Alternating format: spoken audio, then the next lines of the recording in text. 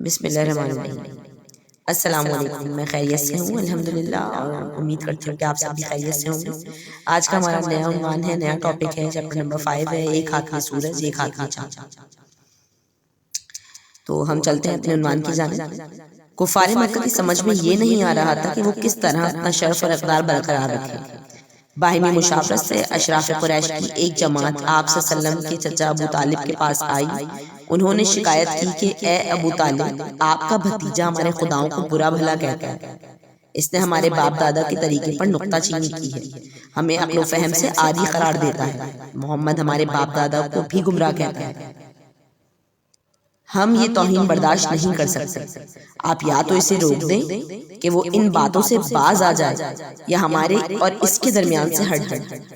سیدنا حضور علیہ السلام نے حق کا پرچار جاری رکھا اور باطل کی تکذیب کرتے رہے۔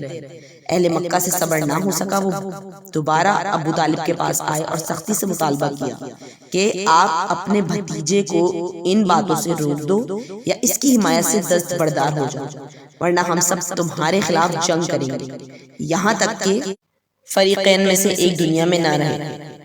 ابو طالب کو اپنے یتیم بھتیجے کی فکر لاحق ہوئی اور انہیں بلا کر سمجھانے لگے۔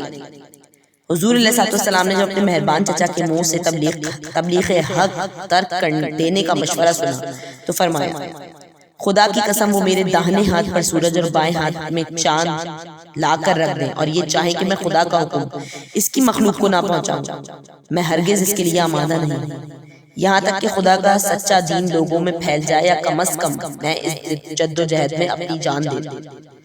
ابو طالب نے اپنے بھتیجے کا یہ عزم دیکھا تو کہا، تم اپنا کام کرتے رہو، میں تمہاری حمایت سے کسی وقت بھی دستبردار نہیں ہوں گا۔ اسی دوران حج کا موسم آ گیا۔ قریش کو یہ فکر دامنگیر ہوئی کہ عرب کی وفود کے سامنے محمد رسول اللہ صلی اللہ علیہ وسلم نئے دین کا پرچار ضرور کریں گے، لہٰذا اس کے توڑ کے لیے پہلے ہی اقدامات طے کر لیے جائیں۔ اس مقصد کے لیے وہ دارالندوہ میں جمع ہوئے۔ دارالندوہ قریش کا پارلیمنٹ ہاؤس تھا، یہ کعبہ شریف کے پہلو میں ذی شان محل تھا۔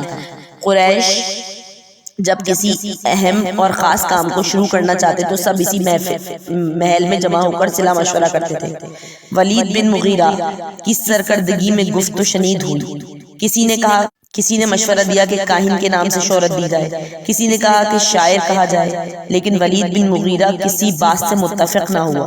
بالآخر سب نے اس سے رائے مانگی تو اس نے کہا محمد صلی اللہ علیہ وسلم کو جادوگر کی حیثیت سے مشہور کر دیا جائے، لہٰذا طے پایا کہ مکہ کے تمام راستوں پر اپنے آدمی بٹھا دیے جائیں تاکہ اطراف عالم سے جو لوگ حج کے لیے آئیں انہیں یہ باور کرایا جائے کہ یہاں ایک ساحر ہے جو اپنے کلام سے باپ بیٹے اور خاوند بیوی میں اور تمام رشتوں میں باہمی تفریق ڈال دیتا ہے، لہٰذا تم لوگ اس کے پاس نہ جانا۔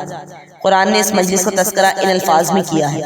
ترجمہ: اس نے سوچا اور اندازہ لگایا، وہ غارت ہو اس نے کیسا اندازہ لگایا، پھر غارت ہو اس نے کیسا اندازہ لگایا، پھر نظر دوڑائی، پھر پیشانی سکیڑی اور منہ بسورا، پھر پلٹا اور تکبر کیا، آخر کار کہا کہ یہ نرالا جادو ہے جو پہلے سے نقل ہوتا آ رہا ہے، یہ محض انسان کا کلام ہے۔ اس کام میں سب سے زیادہ پیش ابو لہب تھا۔ وہ لوگوں کے ڈیروں اور اوقاز مجنہ اور ذوالمجار کے بازاروں میں آپ صلی اللہ علیہ وسلم کے پیچھے پیچھے چلتا رہتا تھا۔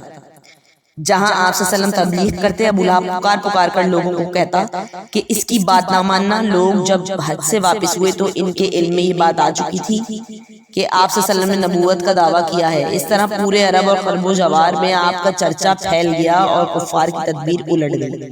کفار مکہ نے جب یہ دیکھا کہ ان کی تدبیریں ناکام ہو رہی ہیں اور آپ صلی اللہ علیہ وسلم کی دعوت عام ہو رہی ہے، زیادہ سے زیادہ لوگ اسلام کی تعلیمات سے واقف ہو رہے ہیں، تو انہوں نے مشورہ کر کے مکہ کے سب سے چالاک اور زیرک سردار عتبہ بن ربیعہ کو آپ صلی اللہ علیہ وسلم کے پاس بھیجا کہ وہ آپ صلی اللہ علیہ وسلم کو دنیاوی طمع اور لالچ دے کر تبلیغ دین سے روک دے۔ عقبہ نے آپ کے پاس پہنچ کر کہا، بھتیجے تم حسب و نسب میں ہم سب سے بہتر ہو، تم نے ہمارے آباء و اجداد کے طریقے کو باطل قرار دیا ہے اور انہیں جاہل سے تعبیر کیا ہے۔ تم آج اپنے دل کی بات کہہ دو کہ تمہارا مدعا کیا ہے۔ اگر تم دولت کے لیے یہ سب کچھ کر رہے ہو تو ہم تمہارے واسطے اتنا مال جمع کر دیں گے کہ تم اہل مکہ میں سب سے زیادہ مالدار ہو جاؤ گے۔ اگر سرداری حاصل کرنا چاہتے ہو تو ہم اس پر بھی راضی ہیں کہ تمہیں قریش کا سردار بنا دیں۔ اگر تم شادی کی خواہش مند ہو تو مکہ کی سب سے خوبصورت لڑکی کو تمہاری دلہن بنا دیں گے، اور اگر یہ سب نہیں ہے اور تم کسی جن یا ماورائی طاقت کے زیر اثر ہو